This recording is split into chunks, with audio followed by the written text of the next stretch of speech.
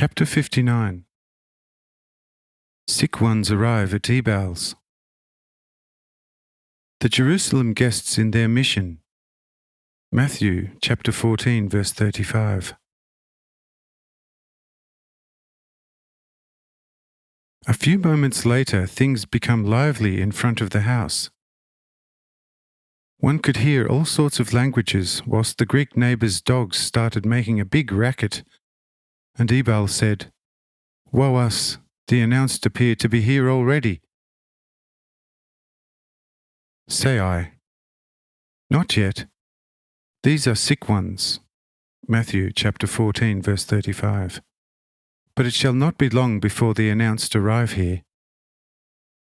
The sick shall tarry till tomorrow, notwithstanding, for enough of them were healed today. But go out nevertheless, and have the arrivals brought to an inn, and give those who hunger and thirst something to eat and drink. Upon these words, Ebal and his summoned domestics at once go out to his courtyard, finding same crammed with all kinds of sick, among them Greeks, Romans, and Egyptians. All of these are asking for me, that I would heal and make them whole. But Ebal allocated them an inn, and had them cared for each according to need. After this business he returned to our hall, saying, "All praising to the Lord, these would be taken care of for today, causing me little effort and work. If only the announced goblins from Jerusalem could already be similarly dealt with. But with this we won't get away so easily." Even while Ebal, who had set up guards on account of the arriving Pharisees and scribes, was moping thus half aloud, a servant already entered the hall, announcing the arrival of those same ones, to Ebal's shock.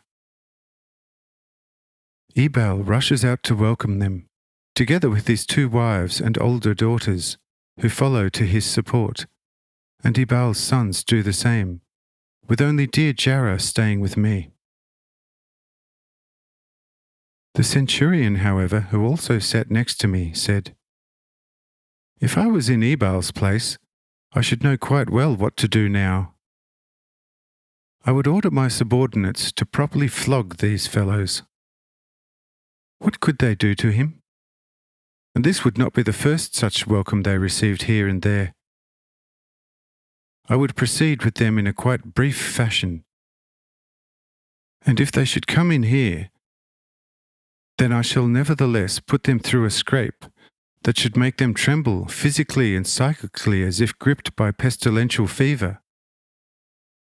I shall ask them on whose authority they approached a place under Roman occupation in darkest night. I shall show them how every district commander has the authority to arrest anyone, regardless of status or persuasions, and if unable to account for his transgression, hand them over to the court's severity.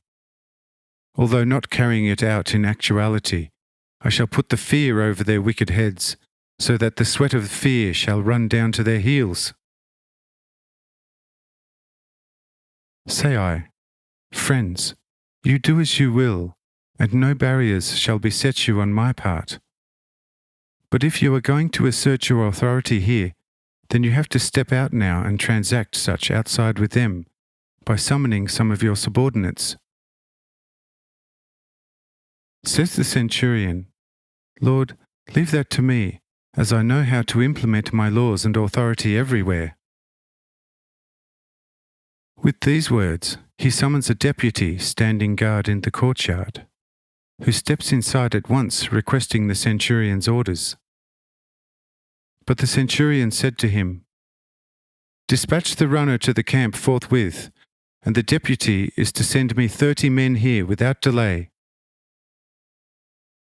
The watchman leaves the room instantly, and in 10 minutes already 30 men together with the deputy step into the hall, unnoticed by Pharisees resting in the street and receiving their respects. The deputy asks the centurion what is to be done. Says the centurion, Not much right now. Only a certain degree of discipline is to be maintained, which strangers are to observe.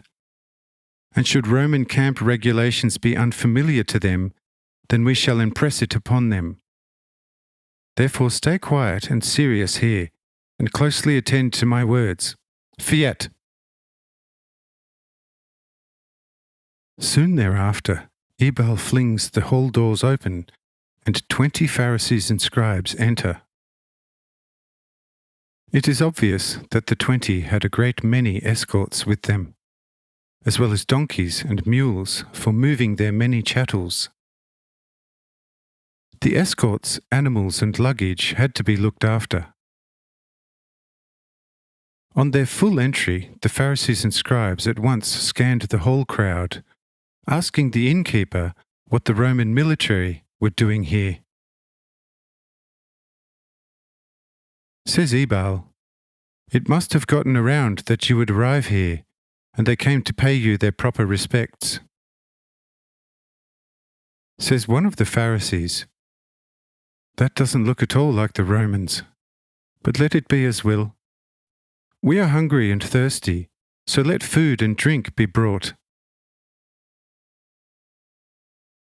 Ebal at once sets all feet and hands in the house moving, except Jairus, and in a few moments a large table is well set. The Pharisees wash their hands and then tuck into it. In a short time all is consumed, and 60 beakers of wine drunk. The wine makes them talkative, and they start making all sorts of inquiries, soon giving the reason for travelling here, asking about me and saying, "Do you know nothing here about a vagabond supposedly of Nazarene birth? This person, probably a carpenter by trade, is supposed to do unheard of magic, spreads a new divine doctrine, heals the sick, exorcises spirit, and stirs up the people against the temple and against the emperor. On his account we are on our way to Nazareth to examine this thing there. Since he is, however, supposed to beat about in all of Galilee, you might be more closely informed about him here."